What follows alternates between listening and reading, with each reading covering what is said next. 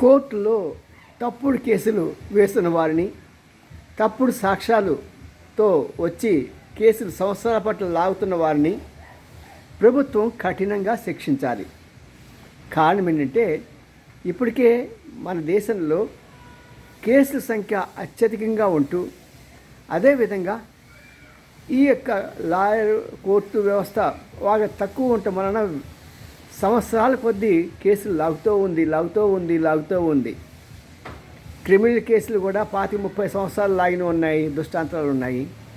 Civil కేసులు చెప్పిన అవసరమే లేదు. ఒక తండ్రి కనుక కేసు వేస్తే తన బిడ్డ తన మనవడికైనా సమయంలో అయినా కేసు బయటకు వస్తుందో రాదో తెలియదు.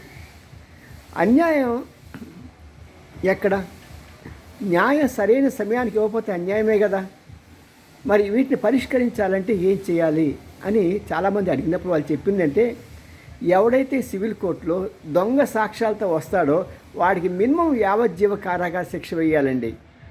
ఎందుకంటే అనవసరంగా ఓనర్ని ఇబ్బంది పెట్టడమే కాకుండా కోర్టులో లాయర్ గారి విలువైన సమయం, ఆ సమయం కనుక ఉంటే ఆయన అనేకమైన కేసులు తీసుకుని ఇంకా చక్కని తీర్పులు చెప్పడానికి అవకాశం ఉంటుంది. స్టాఫ్ పాపం వాళ్ళు కూడా చాలా తెలివైన వాళ్ళు, చాలా కష్టపడతారు. పగలు రాత్రి ఆఖరి సాటర్డే కూడా వాళ్ళు పనిచేస్తూ ఉంటారు, కొన్ని సమయాల్లో సండే కూడా.